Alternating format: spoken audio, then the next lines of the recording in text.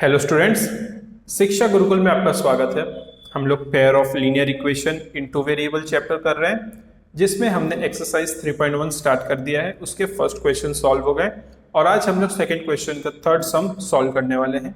अगर आपने इसके पहले के वीडियोस नहीं देखे हैं तो प्लीज़ जाइए उनको वॉच कीजिए, तभी आपको आगे के चैप्टर्स और आगे के सम सॉल्व होंगे और समझ आएंगे। सो आइए स्टार्ट करते हैं और क्वेश्चन में देखते हैं कि हमें क्या बोला है सॉल्व करने के लिए। On comparing the ratio A1 upon A2, B1 upon B2 and C1 upon C2, find out whether the line representing the following pair of linear equation intersect at point parallel or coincident. So इस question में ये given है कि यहाँ पे आपको दो linear equations given होंगे और आपको फाइंड करना है कि ये जो पेयर ऑफ लीनियर इक्वेशन है जब वो हमारे ग्राफ पे प्लॉट होंगे तो क्या वो एक दूसरे को कोइंसिडेंट करेंगे, पैरेलल होंगे या फिर किसी एक पॉइंट पे मीट करेंगे। उसके लिए हमें एक मेथड दिया है A1 अपॉन A2, यानी रेशो के फॉर्म में उनको कंपेयर करना है और कंपेयर करके उनके सॉल्यूशन से ऑब्जर्व करना है कि ये दोनों एक दूसरे के इक्वल होते हैं नहीं। अगर इक्वल होंगे तो अलग सॉल्यूशन फॉर्म होगा और इक्वल नहीं होंगे तो कोई अलग सॉल्यूशन फॉर्म होगा। सो आइए स्टार्ट करते हैं। यहाँ पे हमारे पास गिवन है 6x minus 3y plus 10 equals to 0। ये हमारा लीनियर इक्वेशन 1 है।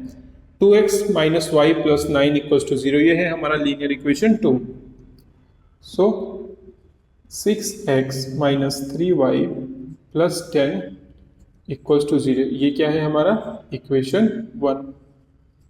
2x minus y plus 9 equals to 0, equation 2 है ये।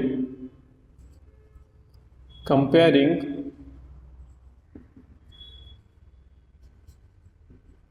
इक्वेशन 1 विथ, किससे कंपेयर करेंगे? A1x plus B1y plus C2 से, C1 से। यहाँ पे आप देखिए A1 क्या है हमारा फर्स्ट इक्वेशन में 6 है, B2 क्या है हमारे पास, B1 क्या है हमारे पास -3 एंड C1 क्या है हमारे पास 10। सो हमें फर्स्ट इक्वेशन में से हमारे A, B और C की वैल्यू मिल गई है। अब आगे देखते हैं सेकेंड इक्वेशन से। Comparing equation 2 with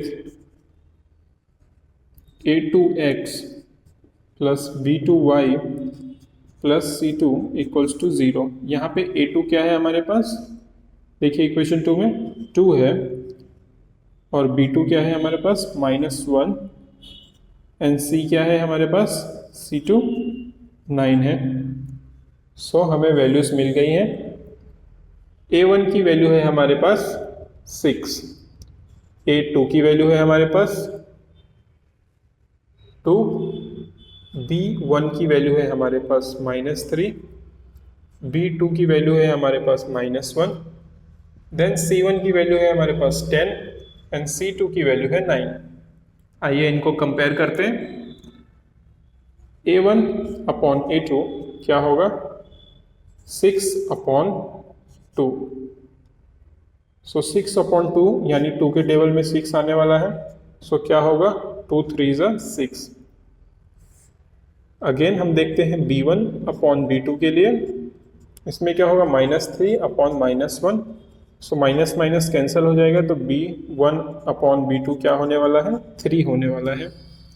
again C1 upon C2 देखिए, ये क्या है 10 अपॉन 9, इनकी वैल्यूज चेंज नहीं होंगी, यही रहने वाली है।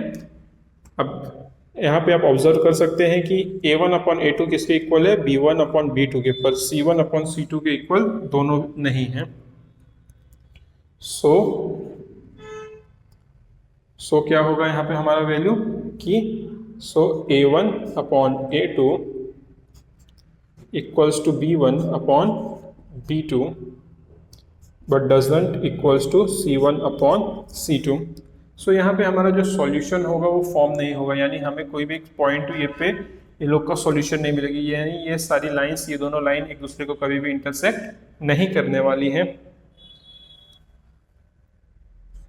सो वी हैव नो सॉल्यूशन, यानी जब आप इनको ग्राफ पे प्लॉट करेंगे तो इनका कोई भी एक पॉइंट पे दोनों एक दूसरे को इंटरसेक्ट नहीं करने वाले, इसके लिए कोई भी सॉल्यूशन फॉर्म नहीं होगा। therefore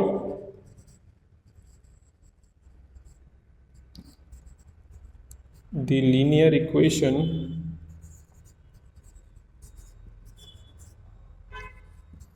will be parallel, यानी जो लीनियर इक्वेशन है वो क्या होगा, हमारा पैरेलल होगा। आपको इतना समझ आ गया होगा।